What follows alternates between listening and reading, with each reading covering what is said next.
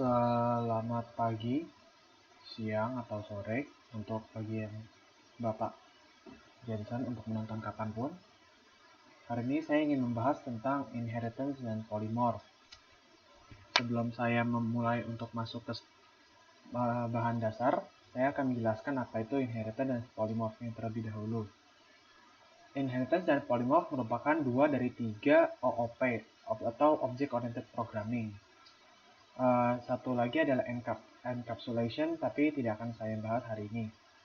Inheritance adalah konsep OOP di mana kita dapat membentuk kelas baru yang mewarisi atau memiliki bagian-bagian dari kelas yang sudah ada sebelumnya.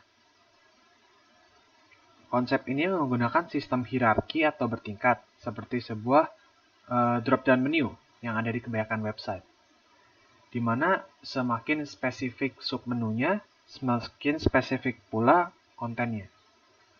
Demikian juga dengan inheritance OOP di mana semakin spesifik subclassnya, semakin sedikit pula komponen yang dapat diwarisi kelas tersebut. Untuk polymorphism adalah konsep di mana suatu objek yang berbeda-beda dapat diakses melalui interface yang sama. Sebuah objek yang polymorphic dapat beradaptasi dengan metode apapun yang diimplementasikan pada objek tersebut. Dan setiap kelas memiliki interpretasinya tersendiri terhadap interface-nya. Dalam Java ya, terdapat dua jenis polymorphism, yaitu static polymorphism dan dynamic polymorphism. Kalau untuk secepatnya, static polymorphism yang umum digunakan adalah metode overloading atau metode dynamic. Kalau overloading itu mengizinkan untuk menerapkan beberapa implementasi atau metode yang berbeda dalam kelas yang sama namun parameter yang berbeda-beda. Kalau dynamic, sebuah subclass dapat menimpa metode dari superclassnya. Jika ingin menerapkan subclass tersebut, Java Virtual Machine akan selalu menggunakan metode yang sudah ditimpa. Lalu hari ini saya akan membahas empat macam materi: static variables, non-static variables, abstract class, dan interfaces. Kita akan mulai dari static terlebih dahulu, static versus non-static.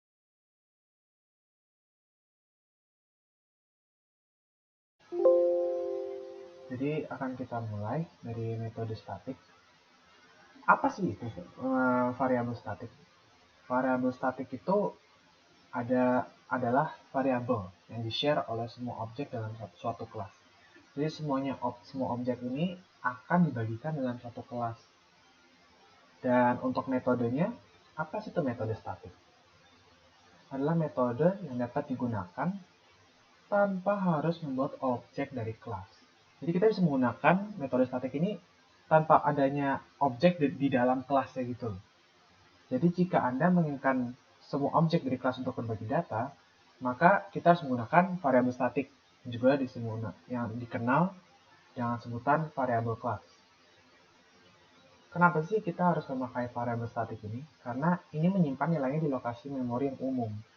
Nah, karena itu jika suatu objek mengubah nilai dari variabel tersebut, misalnya berubah itu nilai variabelnya, objek dari kelasnya pasti semuanya akan kena efeknya atau dampaknya, bisa dibilang.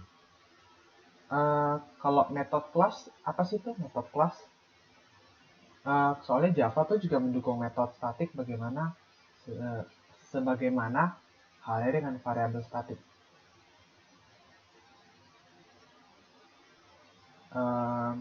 Ada tiga hal yang perlu diketahui dalam menginisialisasi variabel static. Variabel static akan diinisialisasi ketika kelas di load. Tentu itu pasti. 2. Variabel static dalam suatu kelas diinisialisasi sebelum objek ataupun dari kelas tersebut dapat dibuat. Terus yang ketiga, variabel static dalam suatu kelas diinisialisasi sebelum metode static atau apapun dalam kelas dijalankan. Lalu untuk non-static,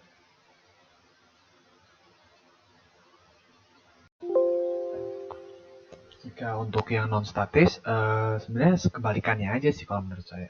Tidak memiliki kata kunci statis sebelum metode. Jadi kayak Metode non-statis memiliki objek kelas dan harus membuat instance kelas untuk mengaksesnya. Kebalikan sama yang statis tadi, dan juga non-statis dapat mengakses metode statis apapun dan variabel statis apapun tanpa membuat turunan kelas. Nah, kita mulai dari statisnya dulu, kita akan memperdalam. Jadi statis itu ketika sebuah variabel dideklarasikan sebagai statis, maka satu salinan variabel akan dibuat dan dibagikan di antara semua objek di tingkat kelas. Variabel statis pada dasarnya adalah variabel global. Semua instansi kelas berbagi variabel statis yang sama. Jadi untuk mengaksesnya ya, variabel statis dapat diakses oleh anggota statis serta fungsi anggota non-statis. Untuk sharing, variabel statis bertindak sebagai variabel global dan dibagi di antara semua objek kelas. Untuk alokasi memori, variabel statis menempati ruang lebih sedikit dan alokasi memori hanya terjadi sekali. Dan untuk kata kuncinya atau keywordnya, variabel statis dideklarasikan menggunakan kata kunci yang statis juga, tentu saja. Nah, sekarang kita akan beralih ke yang non-statis. Sebenarnya statis dan non-statis ini hanya berkebalikan saja sih. Jadi setiap variabel dari kelas yang tidak statis disebut variabel non-statis atau variabel instan untuk nama lainnya. Untuk akses, variabel non-statis tidak dapat diakses oleh fungsi anggota statis. Tapi kebalikannya seperti yang statis ini dapat diakses oleh anggota non-statis, tapi non-statisnya tidak. Untuk sharing, variabel non-statis khusus untuk objek instan tempat mereka dibuat. Jadi kan kalau yang di sini variabel statis bertindak sebagai variabel global dan dibagi antara semua objek kelas. Kalau yang untuk non-statis itu khusus untuk objek instan tempat mereka dibuat gitu. Tempat kita membuat kode non-statis. Untuk alokasi memori, variabel non-statis dapat menempati lebih banyak ruang. Alokasi memori dapat terjadi saat runtime. Jadi saat runtime kita dapat memasukkan atau menginput data sehingga membutuhkan yang jelas lebih banyak memori atau ruang untuk melakukan running codingnya. Kalau di sini kita hanya sedikit karena hanya terjadi saat dibuat di kode statisnya, maka akan keluar seperti yang kita buat. Kalau yang di sini kita bisa melakukan sesuatu yang non statis seperti memasukkan atau input data. Untuk kata kunci, variabel normal tidak diharuskan memiliki kata kunci khusus. Ini lebih fleksibel. Sedangkan yang statis menggunakan kata kunci statis, tapi kalau non statis tidak perlu. Lalu kita akan melakukan perbedaan untuk nested class-nya. Perbedaan umum lah, ada 3 di sini.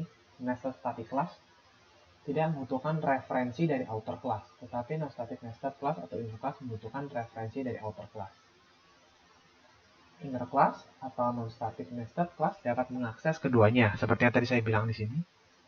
Ini bisa diakses, yang ini tidak bisa diakses. Ini bisa diakses oleh anggota non-statis. Yang di sini tidak dapat diakses oleh anggota statis. Dapat mengakses keduanya baik itu anggota statik dan non-statik dari outer class. Non-static class hanya bisa mengakses anggota statik dari outer class. 3. Instance dari inner class tidak bisa diciptakan tanpa instance dari outer class, dan inner class bisa mendefinisikan referensi data dan method di dalam outer class dan juga nestednya. Jadi tidak perlu melewati referensi-referensi dari objek ke konstruktor dari inner class. Untuk alasan ini, inner class dapat membuat program yang sederhana dan lebih ringkas. Nah, ini adalah salah satu contohnya. Bila di run, akan hanya menampilkan nama dan juga sistem informatika. Seperti ini tidak perlu memanggil kelas-kelas, tidak perlu membuat kelas baru gitu loh. Seperti bisa dilihat di sini static dan di sini non-static. Public class, mata kuliah, nama, string, void. Kalau ini kita bisa memasukkan atau menginput data setelah melakukan running. Oke, jadi untuk merewrap up static versus non-static ini, pokoknya untuk static itu hanya bisa diakses oleh anggota statis serta fungsi anggota non-statis. Kalau untuk non-statis tadi tidak bisa diakses oleh anggota statis. Untuk pemanggilannya, Untuk statis fix di memorinya, karena kita tidak bisa mengganti atau menginput data-data lain setelah di running. Kalau untuk non statis, memori ini tidak fix gitu loh. Jadi kita bisa memasukkan objek, memasukkan inputan data di dalam RAM-nya itu. Untuk bindingnya di static kita menggunakan compile atau early binding. Karena mengapa kita melakukan early binding gitu loh. Kita bisa membuat creation dengan instan gitu. Kalau non static method untuk runtime or dynamic bindingnya kita menggunakan runtime atau dynamic binding, sehingga kita tidak bisa mengakses non static method tanpa creation yang instan.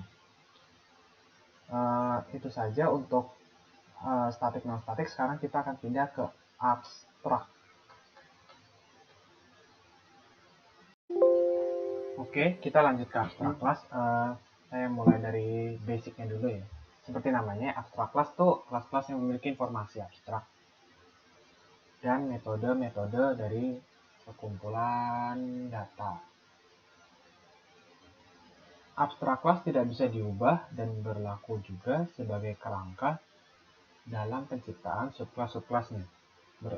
Jadi dia tuh kayak berperan seperti superclass yang dibahas di konsep inheritance. Sebuah abstract class memiliki informasi dan metode yang dapat diturunkan ke subclassnya, dan seluruh subclass akan mengikuti apa saja yang akan diturunkan oleh abstract class. Jadi kayak misalnya dalam hierarki gitu, kerajaan lah. Jadi dia abstract class tuh kayak seperti raja, dan subclass lainnya itu akan mengikuti apa perintah abstract class itu. Sebagai contoh ya, saya berikan lagi mobil, sepeda motor, becak merupakan kendaraan. Kendaraan ini merupakan kategori seperti abstract class, memiliki syarat-syarat di mana suatu objek dapat dikatakan sebagai atau diidentifikasi sebagai kendaraan. Itu gimana sih? Seperti mungkin ada rodanya, ada bisa berjalan, bisa membawa orang dari satu tempat ke tempat lain. Adalah itu penyempitan dari kendaraan lebih spesifik gitu, atau subclass seperti mobil, motor, becak itu tadi tuh sebagai subclassnya gitu loh. Lalu kita ke subclass sekarang untuk ke definisi lebih jauhnya tuh. Jadi tapi masih dalam bentuk abstrak. Kelas abstrak adalah kelas yang masih dalam bentuk abstrak, sehingga tidak bisa dibentuk sebagai menjadi sebuah objek gitu loh. Karena tadi kan seperti saya bilang, kendaraan gitu. Kendaraan apa?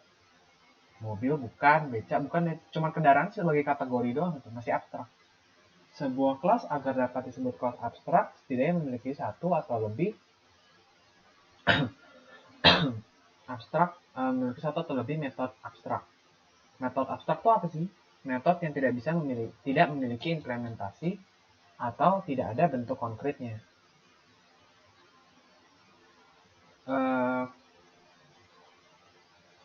Kita ke selanjutnya.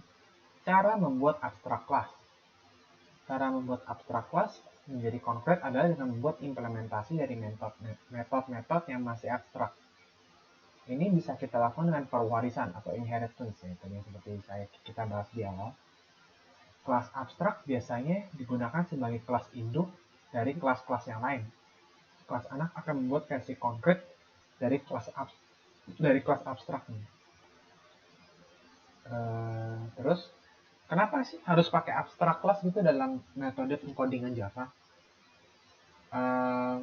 Ini ada 4 yang ada saya pilih beberapa kenapa kita harus memakai abstrak class. Ketika ingin berbagi kode di antara beberapa kelas yang terkait erat gitu. Jadi kita lebih gampang berbagi kode gitu di beberapa kelas. Jadi kan seperti yang saya tadi bilang, abstrak class itu seperti raja gitu. Apa yang diturunkan ke subclassnya pasti diikutin. Kelas abstrak dapat mendeklarasikan konstruktor dan destruktor. Jadi dia bisa apa yang mau dibikin dan apa yang mau di-delete itu gampang semuanya. Karena kuncinya satu gitu. Ketika kita berharap kelas yang dapat memperluas kelas atau abstrak, memiliki banyak metode atau bidang umum atau memerlukan pengubah akses lain publik gitu.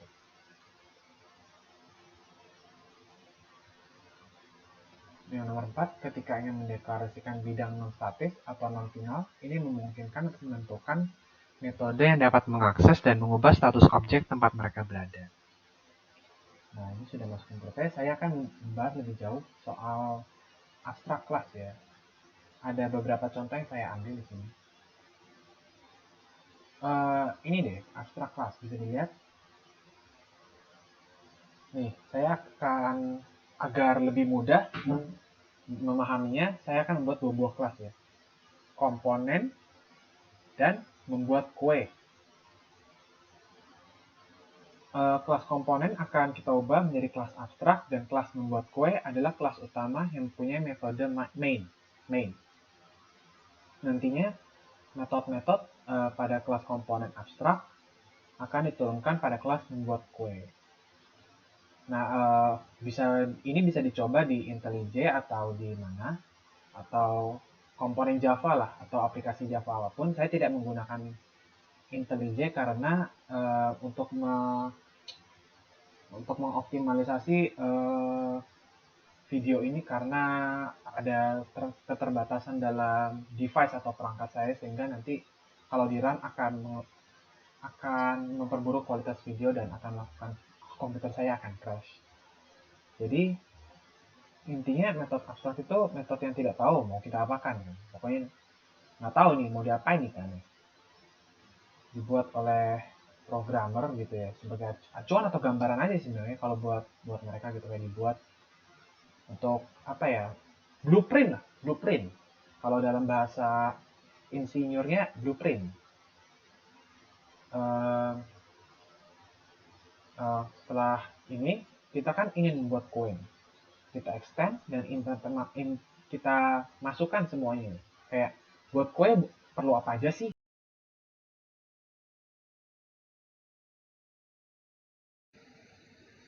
Ya, apa sih yang diperlukan itu ya?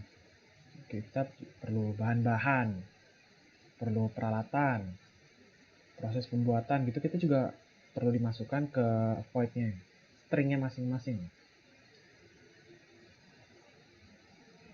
Jika diimplementasikan akan terlihat seperti inilah kurang lebihnya. Dengan adanya kelas dan metode abstrak, kita nih bisa tahu statement-statement apa yang saya harus buat gitu loh. Dengan adanya ini saya bisa tahu mau buat apa aja tuh, bahan, peralatan itu, proses pembuatan, mengisi statementnya tuh bisa gitu.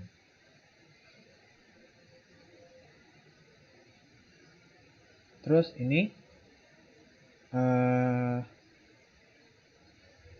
untuk kita akan mengisi lagi gitu loh apa yang diperlukan gitu. Kita bisa mengisi bahan-bahan, kita bisa ya, tepung terigu, gula, telur gitu loh. Bahan 1, bahan 2, bahan 3 gitu. Bisa kita tulis bahan-bahannya apa aja nih gitu. Terus kita perlu peralatan nih, peralatannya apa aja nih buat bikin kue gitu. Alat, kita punya 3 alat. Oven, mixer, loyang, apalagi sudip gitu-gitu. Terus untuk pembuatan, kan biasa kita masuk pecahin telur dulu apa gitu kan terlalu panjang. Jadi saya meringkasnya aduk dan campurkan semua bahan, terus di mixer. Itu saya bikin menjadi satu step saja. Yang kedua, masukkan ke loyang. Kalau saya bilang pakai kertas baking dulu kan kelamaan, jadi langsung saya masukkan oven aja. Oven sampai matang, terus tunggu sampai selesai. 4 step cepat saja di sini untuk sebagai contoh. Nanti karena ini abstrak, langsung saja sudah masuk begitu, selesai, good, successful, total time 9 second. Jika di run hasilnya akan seperti ini.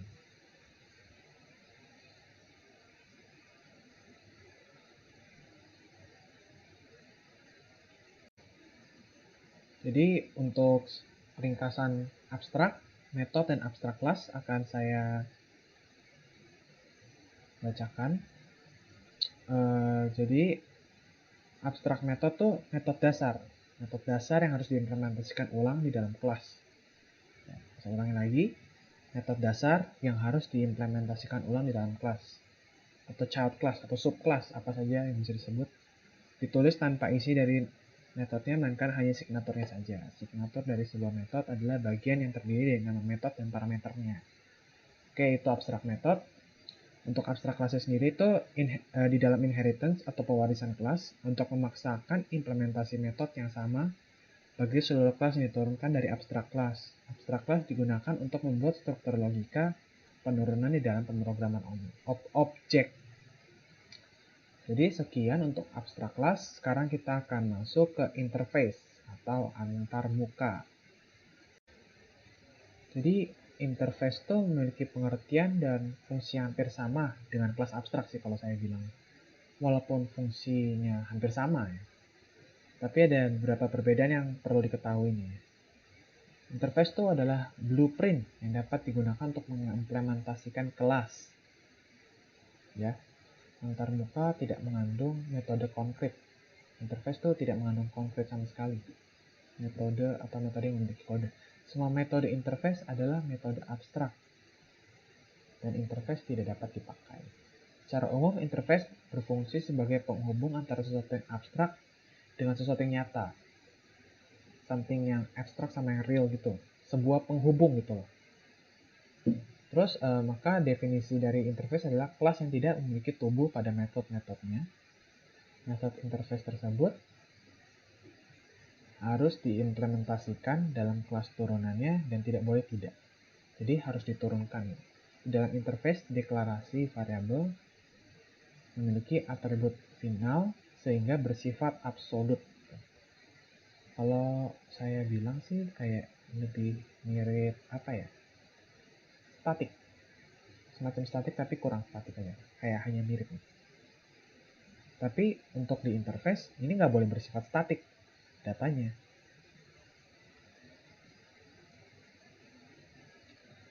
Kenapa kita menggunakan interface? Ketika kelas yang tidak berhubungan gitu ya, kita bisa mengimplementasikan interface ini. Seperti yang ditulis di sini. Sesuatu yang menghubungkan antara abstrak dengan sesuatu yang nyata. Ketika kelasnya tidak terkait akan mengimplementasikan interface, misalnya interface comparable dan clonable diimplementasikan oleh banyak kelas yang tidak terkait. Jadi kelas-kelas yang tidak terkait bisa dihubungkan dengan interface. Untuk kelakuan atau behavior data lah, kita sebutnya. Ketika ingin menentukan perilaku tipe data tertentu, tetapi mengabaikan tentang siapa yang mengimplementasikan perilakunya. Kayak abstrak tadi gitu kan, kayak data bisa mengidentifikasi siapa yang menurunkan gitu, yang menurunkan ke subclassnya gitu. Tapi kalau interface tidak, beda. Untuk tipe, interface hanya memiliki metode abstrak publik gitu. Dan untuk functionnya atau penggunaannya lebih baik digunakan interface ketika berbagai implementasi hanya berbagi sign metode polymorphic yang bertipe nilai. Gitu. Oke, sekarang akan saya bagikan contoh interface.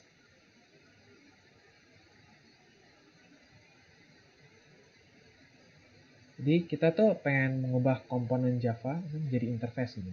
Kita tambahin beberapa variabel dan metode kayak Lamborghini, gitu. Mobil, kecepatan. Kan beda nih sama kelas abstrak. Komponen di dalam interface tuh ada aturan di mana kita tuh nggak perlu nambahin sifat seperti publik, abstrak, dan final pada variabel atau metodenya. Karena secara implisit, secara tidak langsung, secara tersisip gitu. Variabel atau metode tersebut sudah bersifat publik, abstrak, dan final. Ini saya udah membuat kelas mobil.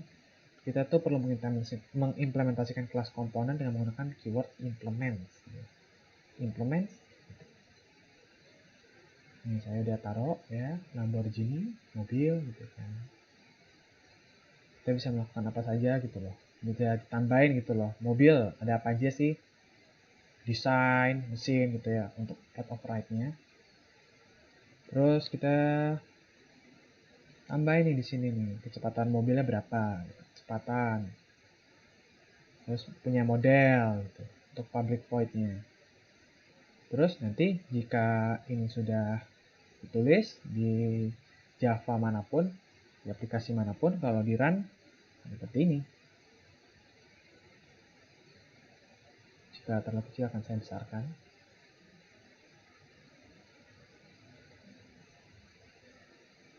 Seperti itu. Dan sekarang kenapa sih ada saya bilang tadi abstrak dan interface tuh hampir sama? Ya ada, hampir sama, tapi ada perbedaan juga gitu. Punya kelebihan dan kekurangannya masing-masing gitu. Bisa digunakan untuk penonton untuk sesuai kebutuhan saja gitu loh. Sesuai kebutuhan penginputan data aja gitu, kalau saya bilang. Ini saya sudah bikin di Excel apa saja perbedaannya. Abstrak bisa berisi abstrak dan non-abstrak method ya. Kalau di interface hanya berisi abstrak method. Untuk abstrak kita harus menuliskan modifiernya kayak tadi kue gitu kan ya, kue bikin apa. Terus kalau di interface kita tidak perlu menulis public abstrak di depan nama method. Karena secara implicit modifier untuk method di interface adalah public dan abstrak. Lalu yang keempat, bisa mendeklarasikan konstan dan instant variable. Sedangkan interface hanya bisa mendeklarasikan konstan secara implisit variabel yang dideklarasikan di interface bersifat publik, statik, dan final. Seperti yang tadi saya bilang, tidak perlu lagi di embel-embel publik gitu. Karena di interface semuanya sudah jadi satu. Ini metodenya boleh bersifat statik. Kalau di interface nggak boleh bersifat statik sama sekali. Ini abstrak itu bersifat final. Kalau metode tidak boleh kalau interface tidak boleh bersifat final. Nomor 7, suatu abstrak kelas hanya bisa mengextend satu abstrak kelas lainnya. Jadi kayak jika punya subclass bisa diextend. Tapi kalau interface hanya bisa mengextend satu atau lebih interface lainnya gitu. Jadi tidak bisa subclass mengextend subclass lainnya, tapi harus di interface-nya harus mengextend interface lainnya gitu. Untuk abstrak, kelas hanya bisa mengextend satu abstrak kelas dan mengimplement beberapa interface. Lalu, suatu interface hanya bisa mengextend interface lainnya dan tidak bisa mengimplement kelas atau interface lainnya, seperti yang di atas. Ya, untuk merekap semua pelajaran tadi, mari kita ulang dari atas. Kita telah mempelajari definisi inheritance dan polymorph. Dan juga kita sudah mempelajari 4 hal ini hari ini di video ini, static variables, non-static, abstrak, dan interface. Berikut contohnya, kita juga sudah mempelajari mana yang memerlukan kelas, mana yang tidak memerlukan kelas, apa yang mengeluarkan hasil yang absolut, mana yang tidak. Definisi dari abstrak kelas dan contohnya yang tadi telah saya perlihatkan dan bagaimana hasil akhirnya. Saya juga sudah mengajarkan cara membuat abstrak kelas bagaimana dan plus minusnya abstrak kelas tuh. Lalu dengan interface juga sudah, blueprint, definisi dan mengapa menggunakan interface. Dan juga kita sudah melihat contohnya interface bagaimana dan outputnya seperti apa setelah di run, perbedaan-perbedaannya, abstrak dan interface. Maka untuk terakhir saya akan membaca abstrak dan versus interface yang perlu kita dalami yang tadi sebelumnya terlewat. Untuk saya ulangi, apa sih itu abstrak kelas gitu?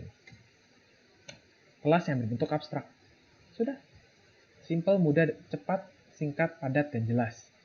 Karena bentuknya masih abstrak, dia tidak bisa dibuat langsung menjadi objek. Begitu. Sebuah kelas agar dapat disebut kelas abstrak setidaknya memiliki satu atau lebih metode abstrak. Metode abstrak adalah metode yang tidak memiliki implementasi atau tidak ada bentuk konkretnya. Tuh. Kenapa harus pakai abstrak? Kenapa? Karena emang belum bisa dipakai gitu. Karena itu, agar abstrak class dapat digunakan, harus dibentuk bentuk konkretnya gitu loh. Cara membuat kelas abstrak menjadi konkret adalah dengan membuat implementasi dari metode-metode yang masih abstrak. Dengan cara inheritance. Kenapa sih kelas tuh harus menjadi abstrak? Kan bisa aja nih pakai kelas-kelas biasa. Ya bisa-bisa aja sih, bener. Tapi pada suatu kondisi tertentu, induk kelasnya itu atau main kelasnya tidak ingin kita buat sebagai objek gitu loh. Kayak contohnya di Sublime. Itu tidak mau disebut objek, mau disebut me. Nggak tahu kenapa. Bukan nggak tahu kenapa ya, karena emang mau ini tidak mau disebut sebagai objek gitu. Karena kode metodenya belum jelas mau diimplementasikan seperti apa gitu. Maka kelas dijadikan seperti abstrak. Begitu. Lalu untuk interface, seperti yang saya bilang tadi, interface tuh pengertian dan fungsinya hampir sama dengan kelas abstrak. Walaupun fungsi dari keduanya sama, ada perbedaan-perbedaannya saja yang tadi saya sudah jelaskan. Ya ini bisa berisi abstrak dan kita menuliskan sendiri modifiernya, tidak perlu menulis public abstrak. Kalau untuk saya bilang sih, interface tuh versi anti ribetnya dari abstrak, tapi memiliki suatu downside juga gitu loh. Kita tidak perlu menulis public abstrak di depan nama metode karena secara implisit modifier untuk metode interface adalah public dan abstrak gitu. Dan sudah tidak perlu di-declare public class gitu, tidak perlu lagi karena sudah bersifat public, static, dan final. Begitu. Jadi sekian sih dari saya penjelasannya untuk interface dan abstrak dan static dan non-static. Bila ada pertanyaan, bisa ditanyakan di kolom komentar. Bila ada kritik dan saran, silahkan. Saya Ernest Tito Jovian, NIM 825 20002. Terima kasih.